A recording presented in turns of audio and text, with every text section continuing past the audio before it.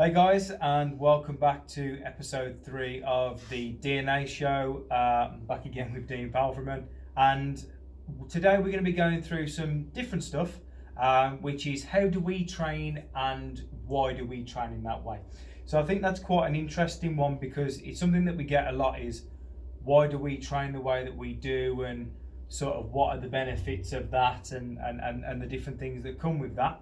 And then the second part of our podcast will be going on to tackling your questions again, which have come in.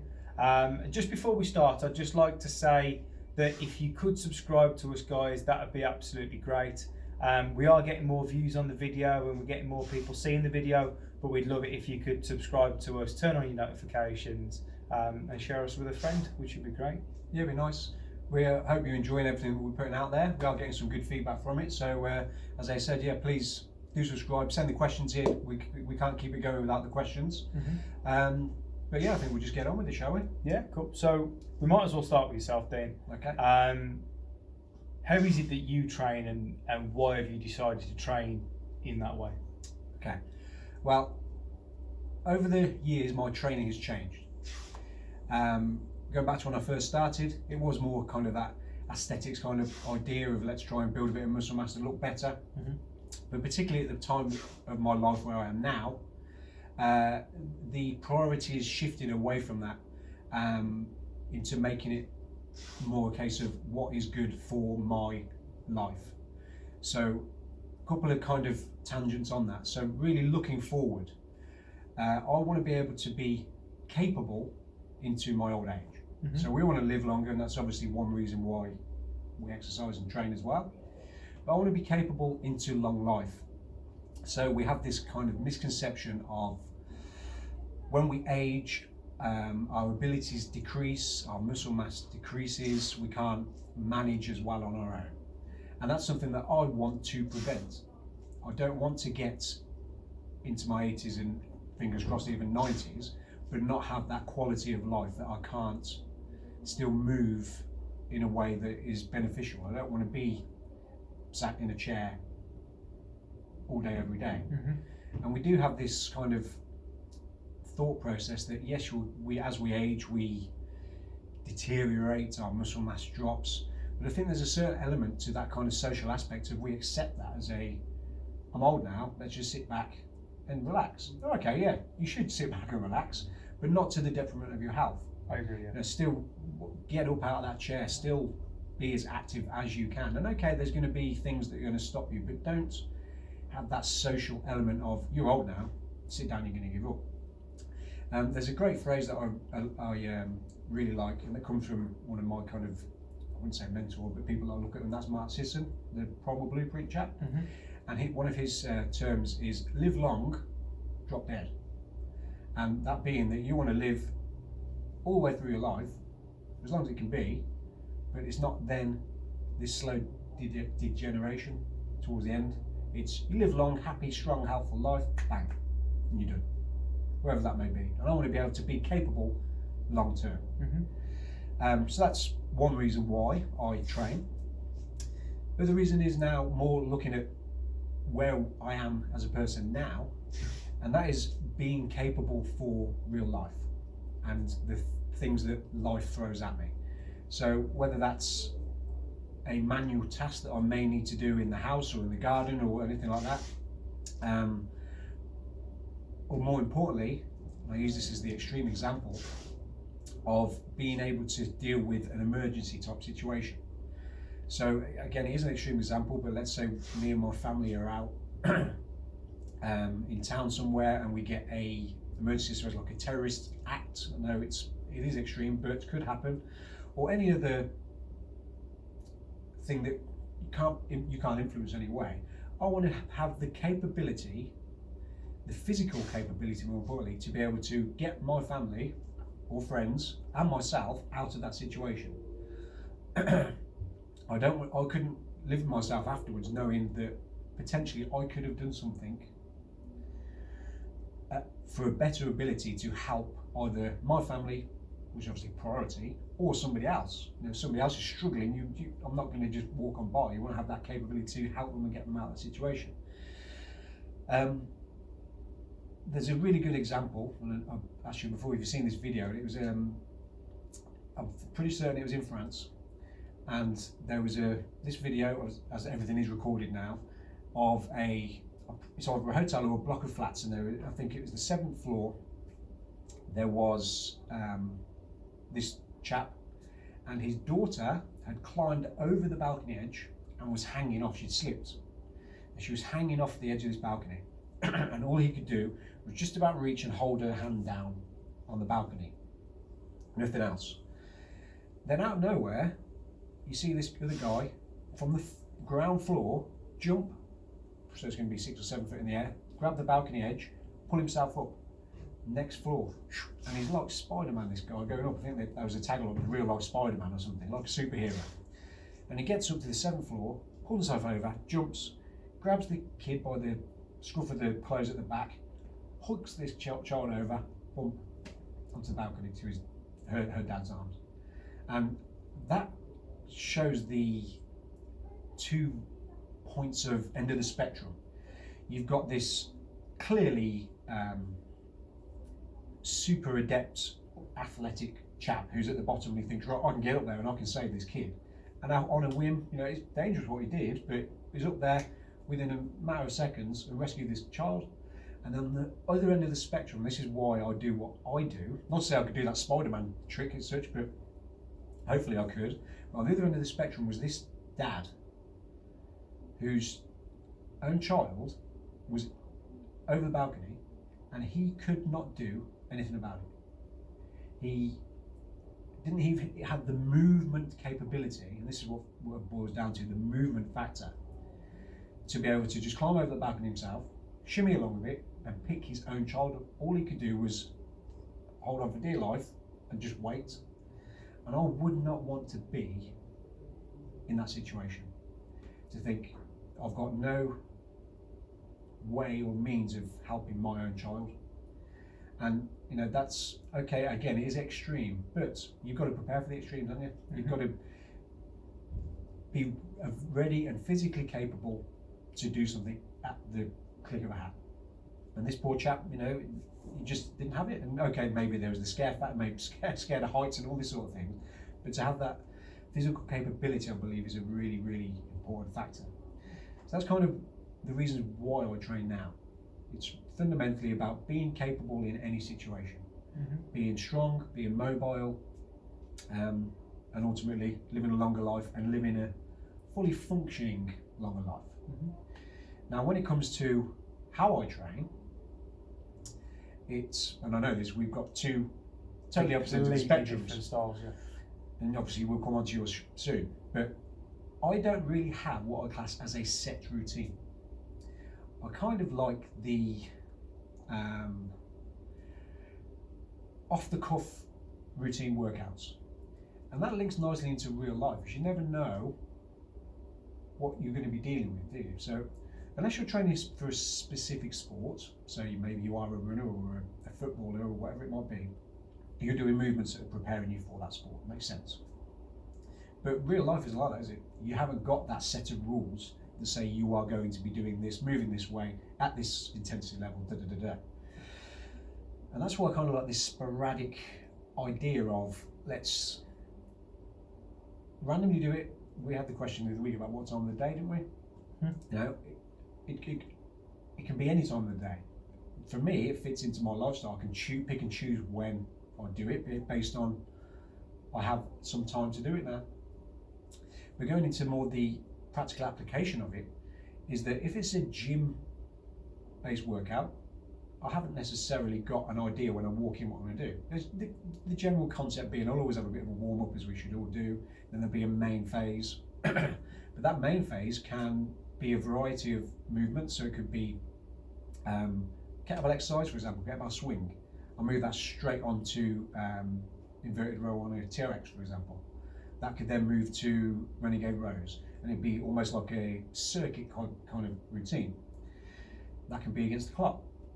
That can be a certain rep range, but I'm not classing it as a 3 sets of 10 concept. It could be, right, I'm going to do 100 of these over 10 rounds, or it could be, I'm going to do 100 of these straight off. It's always that sporadic, non-specific way of doing things. And that's a gym-based hobby, type play. Obviously, I've got bag work included in there, my martial arts background and so on. But then I really like to take, as you know, my exercise concepts outside and into the natural environment. Because again, this crosses over into real life. We are in a society of flat floors, comfy chairs. I mean, what we're sitting in today, Nice chair. nice comfy sofa, and we are very single plane, if that makes sense. It's very, you can pretty much guarantee you know what type of surface you're going to be walking on. It's going to be flat. There might be the occasional paving slab that trips somebody up, but it's going to be flat and very unvaried. You take that into the real world. So as you know, I literally just got back from Wales this morning. You go out into the hills, you haven't got a flat area at any point. It's undulating, it's the camber changes left to right. You're not always walking on that straight line, one leg's higher than the other, you know, and you're getting all of these different pressures across the body. Sometimes you have to climb something. How often do people climb in real life? Not very. Rarely. The closest to climbing most people come to is doing a pull-up, which you could say is a bit of a climb, but it's not really a climb. And I like to use the natural environment to train in. When you get this kind of relaxed sense that you're out in the fresh air, you get, obviously, if it is sunny, you've got the vitamin D bonuses as well. But what the natural environment does, it just gives you varied movement patterns. It's not that we know what's going to happen straight plane of run. We know what's going to happen that straight single press above the head. It's not that single plane of movement. It has to be varied and it has to be adaptable. You have to adapt to the situation at the time. You're never going to get a same movement pattern over a 3-mile walk or jog or whatever. It's never going to be the same movement pattern. And I think that, going back to the reasons I do that, you know, from the any situation aspect of it, is massively beneficial because it allows me to deal with the situation, because I don't know what that situation is ever going to be. It isn't planned out. It isn't, this is how intense it is. I mean, if going back to that example of a emergency situation, that's going to be pretty high intense. My adrenaline is going to be through the roof and it's going to be full out until we're out of that situation. And that's why having that varied approach, for me, and I think it could cross over into a lot of other people's lives, is massively important to keep that. You never know what's going to happen. I think with your workouts, to describe it, it'd be proactively reactive. So you've thought about doing the session. Yep. You've got an idea in your head of what you want to do, but you can't really guess the terrain. So let's say, for example, now you wanted to do, let's break it down, you wanted to do pull-ups, sprints, and then let's say, for example, like hops or squat thrusts or something like that. Yep. Outside, you would need a tree. Yep. To pull up onto. You'd need a certain area to do your sprints or your running, and then with your hops, you'd need a gate or you'd need a path or a bench or something like that. Not every bench is going to be the same. Not every tree branch is going to be the same. Then you've got to work out, is the tree branch going to be good enough to hold me? So you've proactively thought of the session. Yes. But you've reacted to the environment. Yes. Which I think is quite cool, really. That's quite, to say that I'm the younger of the two of us, that's quite a millennial thing to do. It's quite a reactive, out there take idea. as it comes. Yeah. So how did you get to that point where you found that you enjoyed that? Realistically, I think when I got into the ancestral health scene, if you want to call it that, so when I started to get into my head, actually, the approach of looking at us as a animal, because fundamentally we still are animals. We may have a higher functioning brain pattern, but as far as our physiology is concerned, we're animals. And if we are in that way, surely we should also be moving like them. So we should be moving more often and in varied environments. And And for me, that would kind of, like, from that nutrition point of view, it's kind of that light bulb moment of, hang on a minute, it isn't this straight down the line, let's just go to the gym 3 or 4 times a week for an hour and do this, and this as a set routine. You need to, it's not the right signaling to our genes. You know, we are, if you look at ancestral man as an approach, or ancestral approach as we were, that daily life would have been out hunting, that would have been slow, methodical walking, crawling, moving through the undergrowth, followed by a really high intense moment where we found the animal.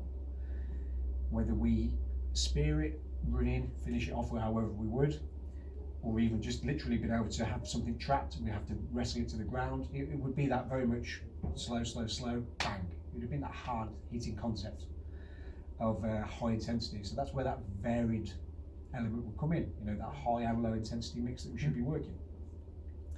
And again, looking back, surely that is how we should be moving. That is how our body expects us to move. Mm-hmm. And again, I keep rolling back to the start of this conversation as into why I do train, and that is to get us through our lives in a healthy state. We need to be more active. Mm-hmm. I think everybody agrees that, whatever concept. Getting out of the chairs more. These are probably one of the worst inventions we've ever done in the last 200 years. Getting people up and moving. You know, let's take that as an example with the chair argument. How many people do you know that can do a standard gym squat well? From the off. Without any. Yeah. So if you said to it completely Joe depend on Box, it depend on body type, but yeah. there's someone who could have the flexibility and the power to actually physically do a proper squat, but not many. There's a few. Yeah. How many people of that same category of people can do a deep prom squat? Yeah, probably zero. Probably zero, maybe get 1 or 2 in there. And we've gone to that point where in the gym environment we're taught to squat to that 90 degree, don't go below because of the damage on the knees, and there is an element with weighted, I get that. But that whole mobility aspect, none of us squat anymore. And that's our traditional, I say traditional, that's our ancestral way of resting. We wouldn't be sitting on a chair like this. We should actually be sat deep or sitting on the floor. It's how we used to go to the toilet. We, again, same height, isn't it? It's always this kind of 90-degree angle on the legs. We're not going beyond, we're not getting this full range of mobility through the hips, through the knees, the ankles. And that's one of the issues with that whole degeneration as we get older, I think, is that lack of mobility. And again, that crosses over into the movements outside. You're going down and to stoop and do a log. You have to do that low, wide, deep squat position. You have to allow your body to move through these planes of movements that we really don't do anymore because of modern world. Mm-hmm. We're put into this, I've used this phrase before, we're an ancient being in a modern world. And that modern world influences us as a species. We become this shape. How many elements of your life are you in this position? Car, chairs, Most work. toilet, most work, people in front of the desk. Yep. We're always in this position. No wonder we have chronic back pain, muscle imbalances, weak glutes, weak hip flexors, you name it, it's all there, and it all can come back to the fact we're on chairs a lot. Not saying that chairs are the one thing, there's a lot of other elements there, but I think that's a really, really big one. But to go back to your question, what changed my thought processes from it, is just seeing us as a species of animal. Mm-hmm. And that is how we should move, in my mind. Cool. And it works for me. A lot of people, when I've taken, you know, my concept of run primal, I do that from an element of the obstacle course races that, you know, I like to do. Again, obstacle course races is all very varied, it's all active movement. When people come on those runs with me, they're quite, what's the word? Speculative at the start, I think. God, this is going to be difficult or not enjoyable. But when we finish, every single person's got a smile on their face. and I think that's because it's awakening something inside that's like, this is our primal instinct. We should be moving like this. How many people in their 40s and 50s are climbing trees? Very few. Come out with me. You will be climbing a tree. And there's the laughter and the smiles that you get off people just hanging out of a tree. It's amazing. That feel-good factor when we spoke about the good feeling, good endorphins and so on you get from exercise, I think is doubled when you're outside. That element of just being out in nature, moving effectively, and doing it as a group as well. There's also that tribal instinct I think you get as a group type training that you don't get always on a one-to-one basis. So I think that covers everything really. I think that's pretty comprehensive. Yeah. I like it. I mean, as far as how that happens, like I said, there isn't a set routine. It's make it up off the cuff. Use you remember our old colleague Jake? Mm-hmm. He had a great little routine. Use a pack of cards. You assign a certain exercise to each of the suits, and you do the rep range based on the card. So, easy example: press ups, squats, burpees, kettlebell swing. They're the 4 suits, and you take your turns. Turn it over. You've got 6 clubs, 6 press ups. Away you go. You see the next person. King of Hearts, 12 squats. And it's just a varied approach. I thought it was a really good game you used to play, and having that varied element again keeps your brain guessing. Also keeps it interesting as well. It just keeps it quite fun, doesn't it? Because you don't know what's coming next, so to speak. And I think that we've discussed this before when we did the first steps last week. Find something fun, and I think getting out in the environment is fun because you've got all these new things and getting wet from time to time, falling in a puddle, crawling through it, getting mud on your face. It's fun. Mm-hmm. Stuff that you used to do as a kid. Exactly. You children, I think, are a great example, a great thing to watch as a child plays. Look at how they play in the park. My little kids, give them some space and they're just everywhere. My little boy in particular, he doesn't walk anywhere, so I'll go. He's running. No matter what he's doing, it's just to go and pick up a ball. He'll be running to it at full pelt. You think that's why he's hurt himself all the time. But again, that's some part of his nature, isn't it? It's part of the development of movement. It's part of the development of your association with the wide world and letting your brain learn. Well, stop! Don't don't run at that speed when you're approaching a set of steps because you're going to fall flat on your face when you kick it. All learning curves, isn't it? But I digress with that side of things. So I think that covers all my aspects. Over to you. Okay. Totally different. Yeah. So end of the spectrum. Everything that you've said outside. I do train outside, but that's normally to get a tan. Now, I'm not going to lie, the vast majority of my training would be, at the moment, purely aesthetic. Okay. So I go through a routine of bulking, cutting, trying to maintenance. I don't believe in maintenance. I've never ever believed in maintenance.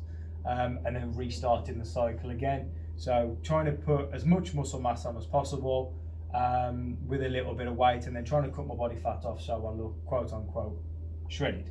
Yep. So what that would entail is, when I'm bulking, is eating more food, as you found out when we worked together, than is humanely possible.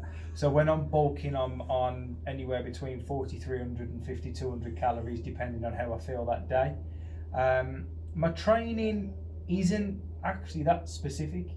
I try and do a variety of rep movements. I try and get at least 3 sessions a week that are 6 to 8 reps, just to try and get power. Right. So therefore I can try and lift more weight, get more muscle tears and keep progressing. But I do something called auto-regulation. I know that not on any given day, I'm not going to lift exactly the same weight. So let's say, for example, now you walk in and you go, right, I can squat 100 kilos. If you had a bad night's sleep, you had a poor nutrition day, you're stressed out, all that different stuff, you get to the gym, you can't hit 100. So if I can hit 80 on that day for 8, I'll do that. But I try and get as much as I can in that session. If you look at the way that I've walked out of some of my sessions, I'm absolutely destroyed.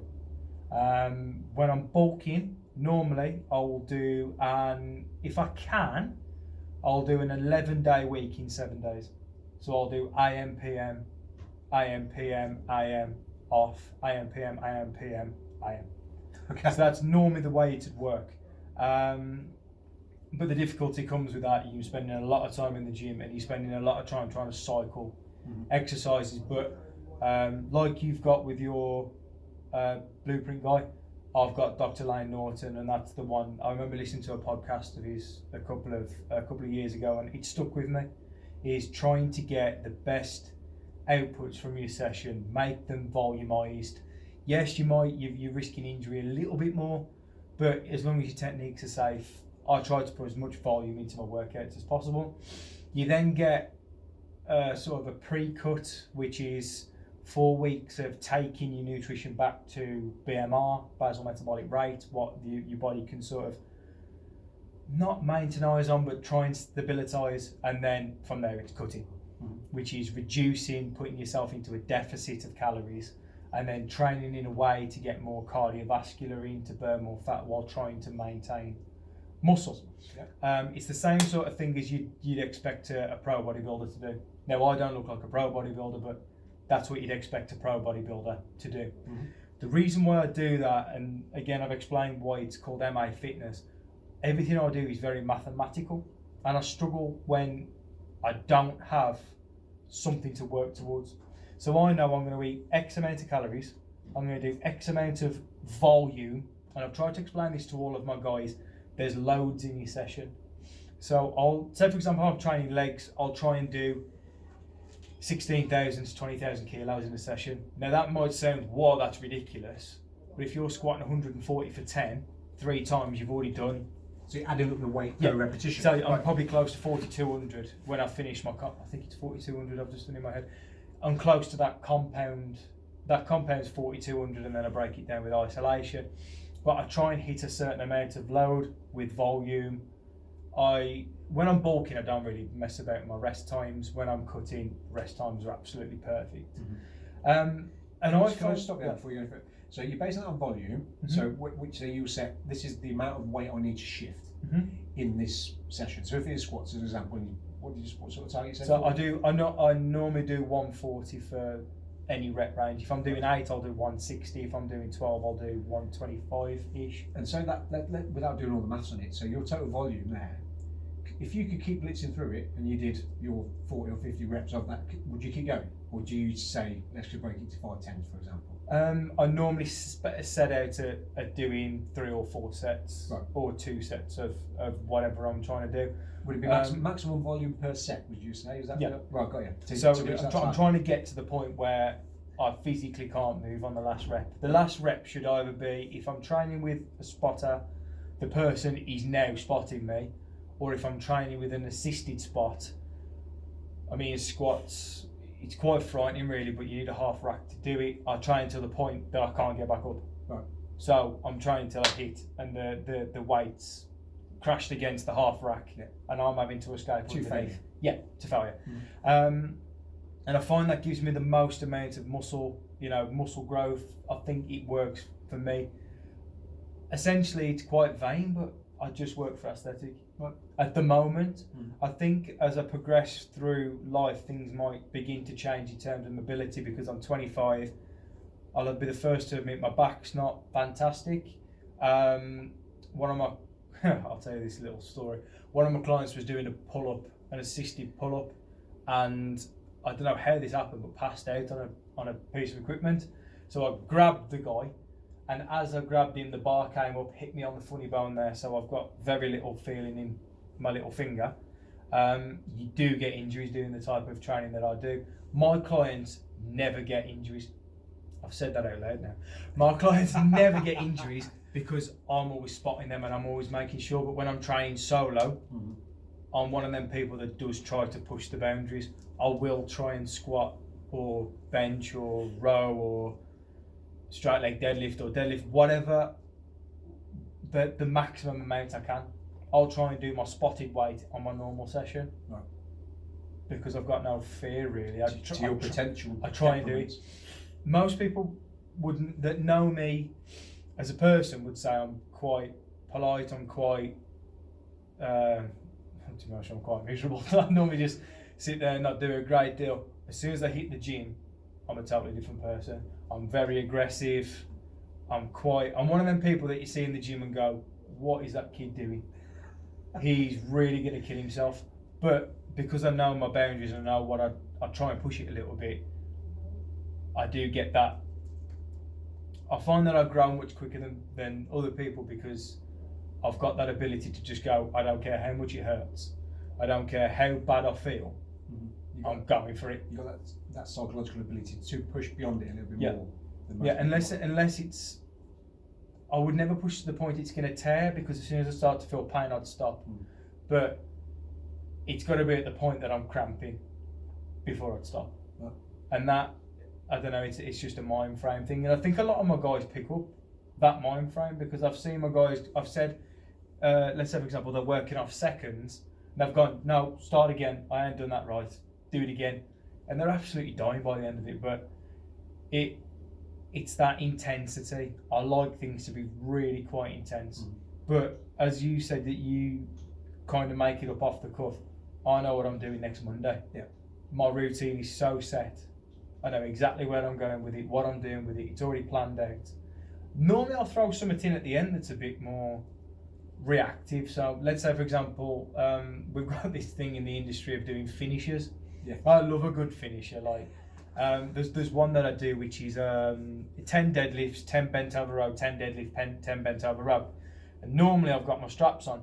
So I grip onto the bar, and the idea is every time that the bar goes down, I'll do 10 sit-ups or 10 jackknifes. The idea is not to put the bar down. Right. In that set, you're putting the bar down 6 or 7 times. So then you get straight onto the floor and hit jackknives and work your abs and all that sort of different things. But I love just getting in there, getting the angry music on in my ears and just going for it. And I've tried all different types of training. I've tried functional training, but I'm absolutely useless at pull-ups. So Okay. I kind of left that one out because I felt so embarrassed. But yeah, I've tried functional training. I've tried cardiovascular training. I'm not going to lie, cardio bores the living daylights out of me. I could not stand on a treadmill and just go for 30 minutes. That would sit. I would go mad. The difference is when I'm cutting, which I'm doing now, you actually have to do 20 minutes incline walking before your session, fasted, just to lose them immediate calories. Just to get through that glycogen store. Yeah, just to get through that little bit to be able, to get into the fat burn zone. Yep. But because I'm eating so little carbohydrate, you're looking at 50 grams a meal. It is quite difficult to do, and the more you go through doing bulking and cutting, the more you hate it, but the better you look. So I was speaking to a guy the other day and he said to me, "Do I look bigger?" And I said, "No. You look, your muscles more quality. You've got more density in the muscle. You've got more thickness in the muscle. But do you actually look bigger? No." And that's what I'm aiming for. I'm aiming to get that aesthetic where, I'm not going to lie, you go on holiday for 2 weeks, you take your shirt off and someone goes, "Oh my God, how did you do that?" And he's taking your body to a point where you go, most of the times, why am I doing this? But then you see that end result. It's very visual. To say that I'm quite a kinesthetic person, or tactile as it's now called, the visual at the end of the training is exactly what I'm aiming for. Yeah. Like, you can have a look at my LinkedIn videos from January to now, and by April, which is when I was coming to the end of the bulk, my cheeks were huge. Right. I looked double the size I am now. Whereas now I feel like I look leaner, my chest's more pronated, my shoulders are more pronated. You can see the muscles, and I've got my abs back. So yeah, that's the way that I do things, and I simply just do it. So when I look in the mirror, I go, "Yeah, well done." Just make yourself feel good. Yeah, essentially. And I'd say 70% of the industry are doing that. There are people like yourself that are doing it for functional mobility, life reasons. But if you were to walk into any major gym now, you'd find a guy on a bench, or a lady on a treadmill, or a lady on the bench and a guy on the treadmill, whatever. You're going to find that. I think there's an element of age in there. You're 25, I'm 14. We're at different stages of our life. When you get to my age, you'll probably have the same sort of idea. Might train slightly differently, but it won't be about looking like you want to look. Mm-hmm. Because at the end of the day, I don't care how I look physically, really, as long as I'm capable. Mm-hmm. For me, Yeah. yeah, great if you do look okay. Yeah, great. But if I could take one or the other of capability Mm-hmm. over looking good, I'd take the capability. Yeah, I understand. Yeah. That'd be a question they'd throw back at you. What at this point in your life would you rather look good or be capable? I think because of the age I am, Mm. you get the best of both worlds. I have got a little bit of now. Would I be able to do what you do? No, I would be dead if I did what you do. But by this, I remember this podcast once, and I remember two guys talking about this, and there was a lady included as well. And the argument was, do you want to be strong or look strong? Because being strong is an aesthetic. No, you're right. Yeah. It's almost a block of cheese look. But looking strong is that visual aesthetic, but you're not strong. So if I went for pure strength now, I think, let's take for example, flat bench, I reckon I could get to 130 natural. I don't think I could go much past that. Mm-hmm. But because I'm training aesthetics, at the minute I'm benching 80, 90 Right. for a certain amount of rep ranges. When you have been through a bulk and a cut and a bulk and a cut and a bulk, I've done it for 4 years now. The first year I did it, I thought I was the bee's knees because I had a bit of abs and I had a chest for the first time in my life. Mm-hmm. I look back at the way I was then to the way I am now, and you laugh at that. You laugh at that frame because I look terrible. My muscle quality was atrocious. My shoulders were rounded forward. I hadn't worked on my back enough. My legs were awful. Now, everybody that trains with me takes the mick out of my calves. I don't have any calves. I think I was born without a calf. But I've worked on my calves now so much. I mean, they still don't look good, but I've worked on them that much that I have actually got something there now. First year I did bulking, I never even trained my legs. No. I just wanted to look huge upper frame. You did the standard. Of course I did. Yeah. I went, right, get in there, bench, Yeah. shoulders, row. Well, I weren't even rowing, to be honest with you, because I couldn't see then. So, Biceps, chest. biceps, chest, abs. Yeah. Okay. Triceps as well, because I've always loved triceps. You got to get triceps in to get the thickness you're on. But when I changed it and started putting my legs in, I grew up a body much quicker because I had that testosterone and I had that flow of blood that's helped me out. Growth hormone release. Yeah, growth hormone release. Yeah. And the first year I did it without nutrition.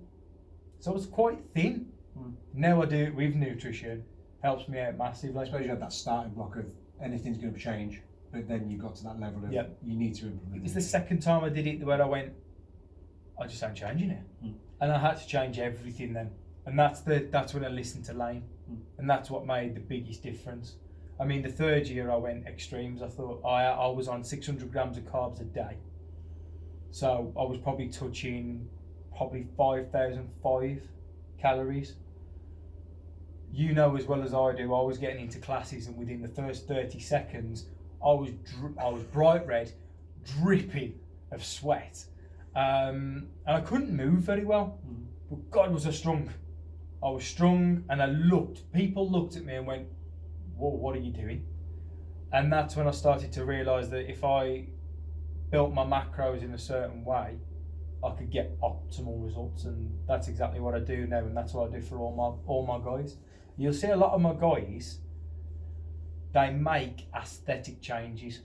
Now, me as a PT, I think that's the best thing I could possibly do, because if someone comes to me and says I want to lose weight, what they really mean by that is I want to lose some fat and I want to reduce my clothes size, or I want to gain clothes size, or I want to look better in myself. It is about aesthetics. Yeah, and me as a PT, I can get people looking the best they have ever looked. Mm. And almost, I mean, like one of my new guys, he started with me 2.5 weeks ago, he was 15.6. He's just below 14.6 now, but he's lost 2 clothes size.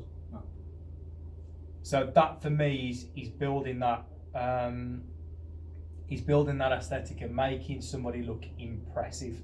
Well, And that is how I've always done it. just one more question back to you. Where's your end game with what you're doing? Is it just There isn't one. It's just this cycle Yeah, of. let's just So there's no specific end goal of Yeah. even getting on stage or anything like that. It's just no. really I mean, looking good. I thought of going on stage, but you need steroids. You can do the natural competitions, but I think you win like a box of eggs or something like that. The competition prizes are rubbish. You look at Olympia, you could be winning hundreds of thousands against sponsorship. Have I been tempted with it before? Yeah, definitely. I've inquired on D-Bomb, I've inquired on Anadrol, I've inquired on all of it. But you've got to think how much your health comes first. I have seen the effects of steroids. Unfortunately, I've had to deal with a guy who took steroids and died. But it became an idea for me when I was about 22, 23. Do I start doing them? And do I go down the stage route? Because I've got the mindset. I've got the ability to cut things out. I've got that willpower. I could do it. But no, it's not for me. No. I enjoy other people changing more than me. I think the end goal is to get to a point where I cannot take my body fat any lower.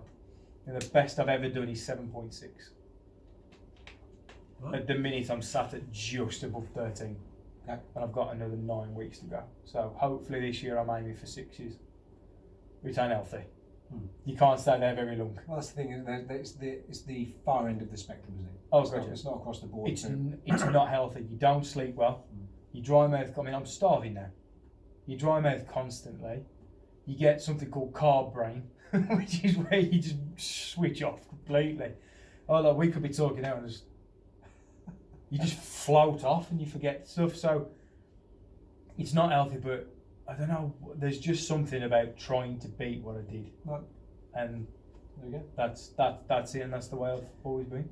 It's interesting, isn't it, how we both got totally different aspects of what we're trying to achieve and why, and how we train totally differently. Mm-hmm. But fundamentally, like we said in our intro video, it's about being healthy, isn't it? Of course, Being fit, healthy, it's and about fun. moving more, Yeah. enjoying it, Yeah. and trying to eat as best as you can. Being healthy. Yeah. And however you do that, you find your own way, find your own means of doing it, and that's what you do. Yeah. Okay.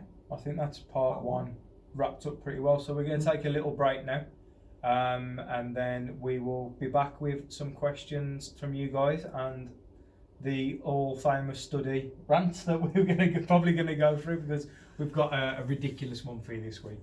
But yeah, we'll be back after the break. Don't forget to subscribe, and we'll see you in part 2.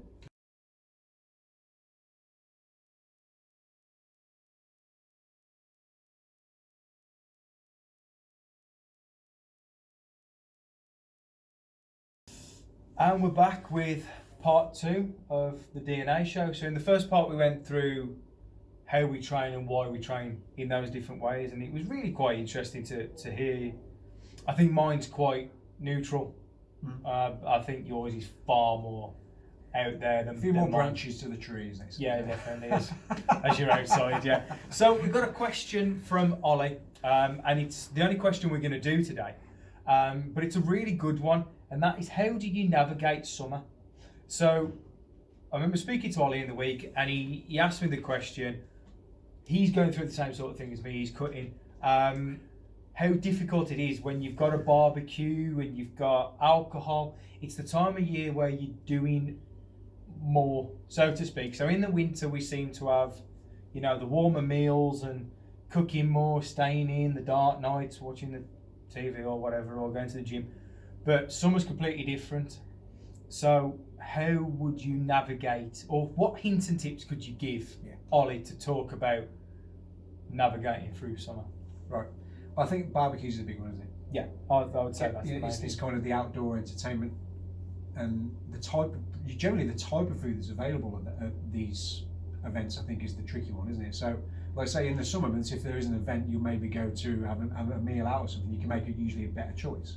But it's what's thrown at you at barbecues. Now, ideally, you're doing your own barbecue, you can make a better choice. And again, this is going to be a kind of a where are you and what are you trying to achieve situation, isn't it? Mm-hmm. But from my point of view, So let's say I'm going to a barbecue. What I want to see there is some healthy, natural meat on there. So we at the end of the day, a good quality burger and a good quality sausage isn't the end of the world. Mm-hmm. When I say good quality, I mean majorly made of the meat it should have in there. I always say 85 and above on the sausages, and ideally 100% beef burgers. At the end of the day, you are getting a quality piece of meat. Yeah, to you are level. eating exactly what you said you wanted to eat. Yeah. But I'd rather have a proper piece of steak, maybe some salmon, all the good quality food that you'd normally eat indoors. Mm-hmm. The bit that comes from my dietary point of view, this is looking at, if somebody is on a lower carbohydrate diet, particularly a real food-based diet, gluten-free is a big one for a lot of people, even if they're not taking a primal approach, and that comes to the bread elements. Yeah, here we go. Yeah. So, what do you normally have with a hot dog / burger? The bread to hold it with. There's a few little tips that I will do with burger. Let's take burger for first example. There is the posh way of doing a burger, isn't there, in a restaurant? The open burger. That's an easy way of doing it. Mm-hmm. Hopefully that person's prepared a nice salad. They give you a paper plate and you say, just stick a burger on the plate, mate. And a good thing to do about, if you're trying to stick to your diet to some extent, and it goes to the alcohol point of view as well, is don't make a deal about what you are doing. So what I mean by that is to go, imagine you're doing the barbecue, I'm not in the bread, I don't have all this kind of negative element of what you're not asking for. Just say, I'll just stick me a burger on there. Mm-hmm. There won't be a follow-up question then. It won't be a case of, well, what are you doing that for? Oh, come on, let me daft, you should be having that. They won't get all these negative feedback elements of it. So just, stick that on there, have yourself some salad, have that as an open burger. If you have the opportunity, and if you do it yourself, bread alternatives is a big one for me. I like to try and get elements of how you can get that, because there's a certain element of mouthfeel, isn't there? Mm-hmm. Just having a burger, it's not quite the same feel. But a lovely option, I think, are portobello mushrooms. So the big round mushrooms, get them grilled offside till they're soft, and use them as the bun. So bottom half, one mushroom, your normal filling, on it goes, top on. It even looks like a burger bun, but it's healthy and nutritious. From the sausage point of view, it's a bit more difficult, but other elements I like to use are strong lettuce. So what I mean by that would be Romani type lettuce, the long thin, really quite crisp. You can use them easily as a way of holding whatever ingredient it is in there, but sausage obviously being a great option. Also just plain iceberg does the job as well. It's just a medium, and I would say, breads and pastas and everything like that within our diet, they're just a way of getting the good stuff into your mouth. That's what it's just a way of holding it and getting it into your mouth. So think of other means of doing that as an element. Yeah. That's a big one on the barbecue front. If you are at home and you're doing it and you're the one entertaining, it's a lot easier, isn't it? You can prepare everything you need, but again, don't make a meal. It's a good idea. Don't make a meal of what you're doing. Don't make it people aware all the time of, I'm not doing this, I'm not doing that. And the way you approach it, if somebody mentions it, and this is a big one from the alcohol point of view. I mean, wherever you go with this, most people like a drink, don't they? I know you don't drink a great deal, but if you are specifically trying to achieve something, you want to stick to it. Don't be dragged down by the negative implication. So when somebody says, would you like a drink? Just almost brush over it. Yeah, I'll have a soda water, please. Or whatever you're going for. Don't say, well, I'm not drinking. I'm not going to have the whatever it might be. Can I just have a water? Because suddenly there's this, and then you'll get this feedback loop of, oh, go on, you can just have one, can't you? It's okay. Now, can I just grab a soda, please? Oh, yeah, okay. There won't be as many follow-up questions, which will potentially push you back. If you'd say, oh, you know what? Yeah, go on then. That peer pressure almost. If you can call it. There we go. That's the word I was looking for. Yeah, it's the peer pressure to drink. That for me is the biggest issues with barbecues. Right. Is the peer pressure, because you got 4 or 5 people in the group who are on it. Yeah. Who've got no intention of doing anything than getting bladdered and eating as much food as they can. You've probably got another few people in the group that are there just to have a good social time and they don't really care. And then you've probably got me and you. Then I'm stood there going, oh, I don't really want to be doing this. But exactly as you said, it's navigating the barbecue. Mm-hmm. So it's you know, at the end of the day, I think it's easier for you than it would be for me. And now that's with the ages again. Yeah. But when I'm cutting, there's no alcohol, same as there is now. So if I go to a barbecue now, I try and the burgers are coming round, Dave. Oh, I've already had a burger. Don't worry about that. I try and get the white meat or the fish, or fish on a barbecue now is rare, but the chicken. If there's any turkey floating about, all that different stuff. Lots of salad. And then if there's sweet corn floating about, I'll probably have that. And then maybe a couple of wedgies, couple of something or other here. But it looks like you're actually partaking. You've hit the nail on the head. The worst thing in the world that you could possibly do is go, oh God, at the minute I'm watching my figure and all that different stuff, because there will be someone in the group who goes, oh, come on, you can have one. And then you have that first taste of Guinness, or you have that first taste of cider and go, nah, forget it. And then all of a sudden, before you know it, you've had 7 burgers and 7 Guinness. Yeah. You've had 1,600, 1,800 calories. You've had your daily allowance in 2 hours. Yeah. And that's the difficulty. So for me, I know Ollie's age, that would be the thing for me. Trying not to get peer pressured into it. Yeah. And another, a little white lies are sometimes a good idea. So the bread element of it, obviously a big one from my point of view. Just say, I'm currently at the doctor's, they're doing tests if I'm gluten intolerant. Oh, really? Yeah, I've been feeling a bit iffy, so I'm going to skip it for now, just in case I am. Here we go. Alcohol, we all know this, and I know people cheat on this, but so are my antibiotics. If you really want to stick to your guns, a little white lie won't hurt, will it? Antibiotics, shouldn't drink that. Oh, yeah, fair enough. What's wrong with you? Oh, I've not going into it now. It's been, you know, to just to work that as an element. I'm just trying to. At the end of the day, you're going to a social event with your friends, family, and so on. You would hope that they would be accepting of what you're trying to do for your health. So, if you were doing a barbie, would you be mind if I brought a couple of things along for you to cook for me? Of course not. I'll be over the moon, actually. Yeah, of course, I wouldn't have to spend the money. So, you know, if you've got a big, we've all been there, if you've got a big party of people coming, you're supplying the food, you are going to buy usually the cheaper pack of burgers, aren't you? You're not going to get the butcher's perfect ones all the time. You are going to supply probably the cheaper cuts. So I wouldn't have a problem. I don't think there'd be many hosts that would have a problem with you walking up and saying, look, I'm trying to be a bit better today. Any chance you could cut that for me? Whether you put a couple of bits of salmon in some tin foil, just bung that on the edge for me, mate. I can't see it. None of my friends or family would have a problem with that. No. So that's one of the elements you could possibly do. Take some of your own stuff. And this is something we'll lead on to in a future podcast. The issue is when you're trying to look after yourself, there's 2 things that I find that you always get. Number 1 is jealousy. Right. Because people are going, well, why is he doing that? Or she's doing that and I'm not. And the other one is almost envy. That you can control yourself when they can't. So it's then again practically the same word. You've got to look at how to manage yourself at the barbecue. Now, don't get me wrong, what I'm not asking you to do is to come up with some tactical board and you're working out to push yourself around the garden. That ain't what we're looking for. What we're looking for is trying to maintain the healthiest routine that you possibly can. Barbecues can be amazing. Absolutely. They can be brilliant. In fact, if it was up to me, I'd have the smoker out every single night. I'd have the chicken. I'd barbecue the lot.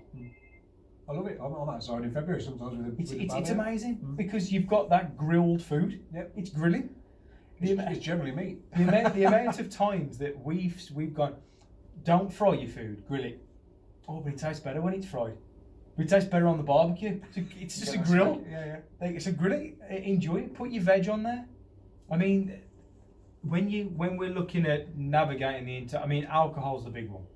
Massive. Alcohol's the big one for me because alcohol will put you back. Yeah. It's as simple as that. And alcohol goes down much easier. 7 burgers, do I reckon I could do it with bread?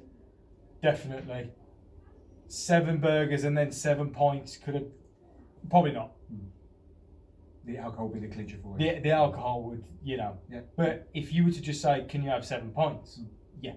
I think we're talking specifically about barbecues, but it comes to any social event you go to, it's about the planning, isn't it? Mm-hmm. And thinking to yourself, right, I've got this goal in mind, whatever it is, that getting lean, whatever part of your fitness routine you're trying to keep with, is about knowing you are going to this event.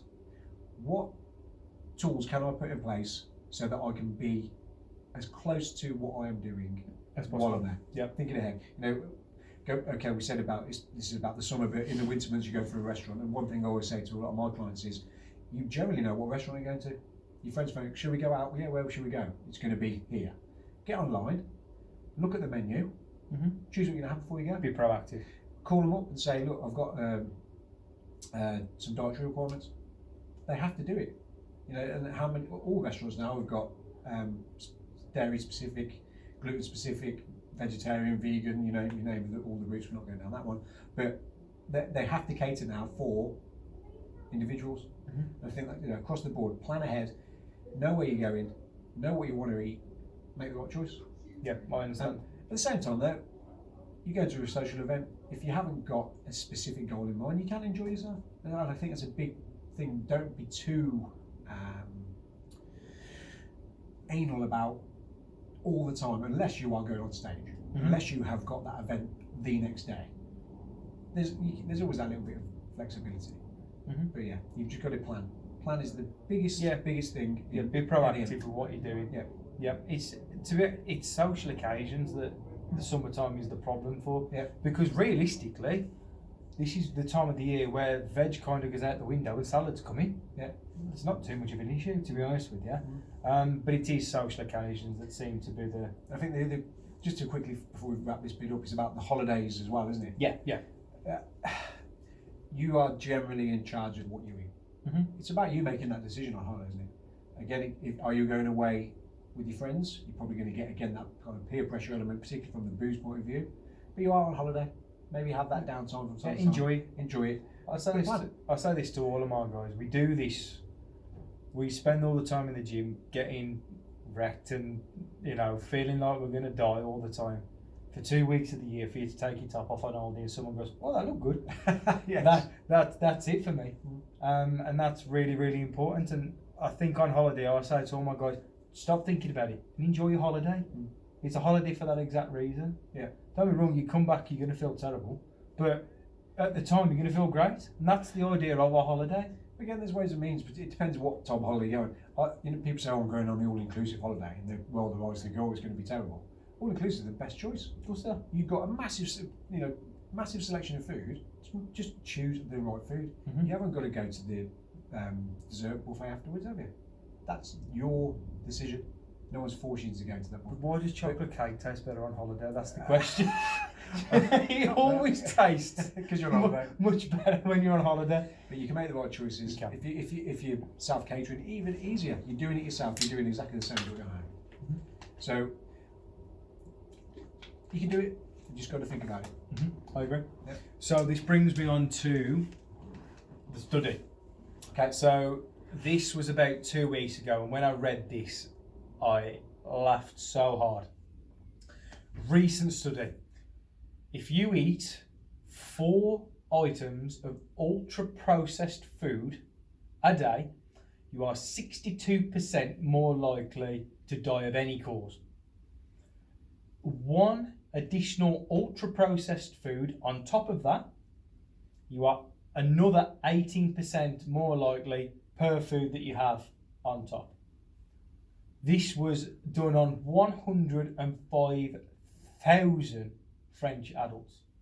Okay. So this is not a small study. This is a comprehensive study. Yep.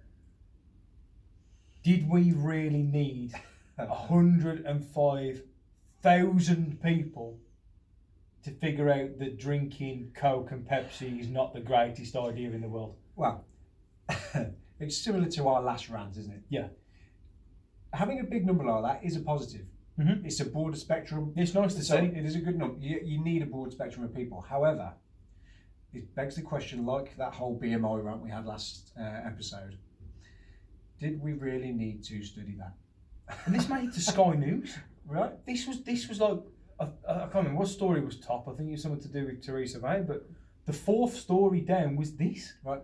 And then the picture frame that was on it was obviously all the healthy food that we get told to eat, like your breads and your pastas and all that different stuff that ain't the greatest. Yeah. But this was a serious study. Are we seriously in 2019 saying we don't know this? Yes. That I processed think by food. the age of 4, you know this. It's interesting that you say that they use the term ultra processed. Mm-hmm.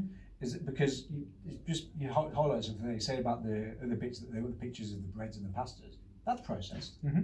but it's probably not what they class as ultra processed. So I'm gathering they're talking that about the McDonald's, Yeah, the Burger King, and Yeah, the they're junk. talking about junk food. It's common sense, isn't it? Blatant again.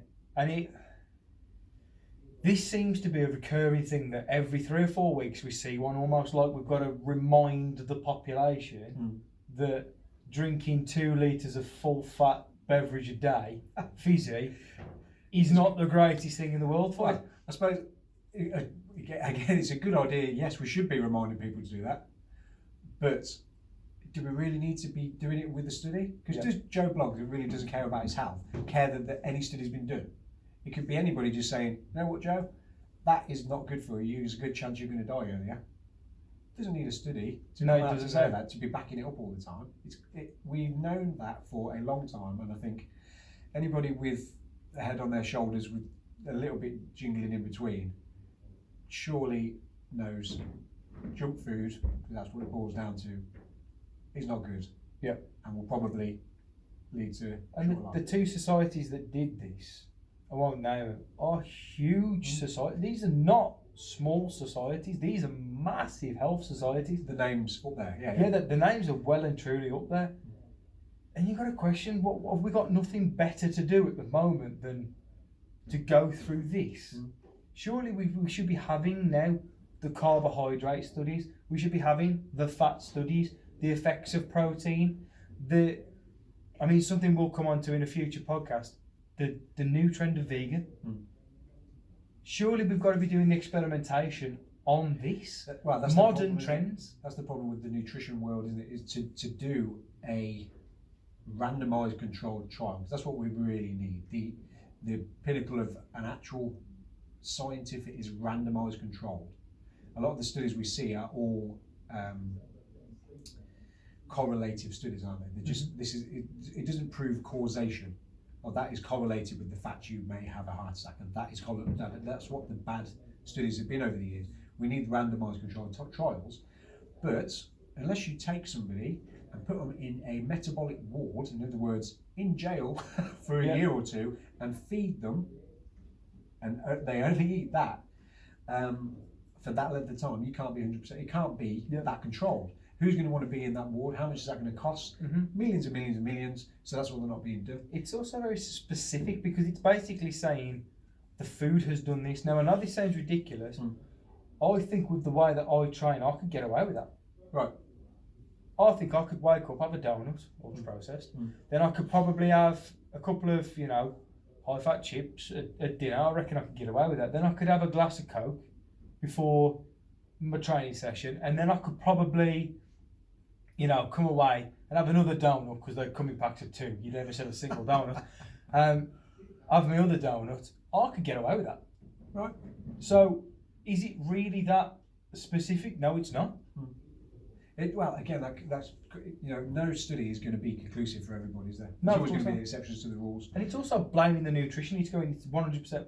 You've got to look at that complete lifestyle. The variables are so different. Yeah. For all of those different people. One of them works as a firefighter. The other one works as a policeman. One works as a mailing agent or something like that. You've got to think that their BMRs, their movement patterns, their expenditures are all different. Yeah. So is it really that conclusive of a study? Again, no. Again, that comes back to the correlative studies. Yeah. Right, here's a great example to put it in perspective. A correlative study is just taking an element of somebody's lifestyle and saying it's going to help or be disadvantageous to do this. So one that actually springs to mind. People that floss their teeth have a lower incidence of heart disease. Okay? Is that because they floss their teeth? No. It's probably because if that person is flossing their teeth they are thinking about their health. So there's a good chance they eat a pretty good diet, they probably exercise, and have other elements to their lifestyle which is healthy. Mm-hmm. But because that study was done and taking the flossing of teeth as the element, that's the correlation. It's not the cause of why they're healthier. It's the other elements of their life. It's that if you follow these two paths, Yeah. that might happen. Yeah, but there we go. So yeah, to conclude that, it's another one of those annoyances, but I'm sure we'll come up with a lot more. So, podcast 4 is coming up, and Yep. it's a big one. It's veganity. Okay. And I think this is going to be a straight through podcast on the next one. It might be a bit longer. I'm sure we're going to get into a bit of debate about this one. So that's something to look out for, as it is the biggest trend at the moment, and it'd be interesting to hear your views on veganity. Okay. Well, I won't start now. No, because we'll be here a long Well, time. put it this way, we are going to be opening up a few cans of worms, I think, is the way of doing it. No, you can't open cans of worms. Oh, of course not. No, No, you it's can't. bad. They shouldn't have been put in a can. No, you should put them in the can. Stop Stop. So the next one we'll be talking about is veganity. Now I'm going to try and do as much research as I can before into the entire trend that has become. Now, I know a lot of vegans that have been doing this for 30, 40 years and have never come out of the woodwork and said, I'm a vegan. But it's something that I'd like to discuss because it is a hot topic at the moment, and it was actually discussed on LBC the other day. Yep. So that shows how much traction it's gaining. Massive. I think it'd be a good one for us to both go through. Yep. But in the meantime, guys, we're going to be doing far more podcasts than this, so please send in your questions to us. I hope you enjoyed that one. So second part isn't as long because we were trying to explain about the training concept a lot more. It's the question that we get the most. Don't forget to like the video, don't forget to share the video, and don't forget to subscribe. If you'd like to look at Dean's material, primalnature.info, You got it? Instagram, Facebook, Twitter. Yep. Yep. Primalnature.eml, all the tags on those. .eml. Yep. Cool. I'm MA Fitness. If you put that into Google, you'll find me. And I'm also on LinkedIn. So Yeah. that's. As we say every week, keep the questions coming in. Please like and really please push to all of your avenues as well, because we really want to try and spread this message across, get people fitter, healthier, and we'll see you in a few weeks' time. We will see you in a few weeks' time. Cheers, guys.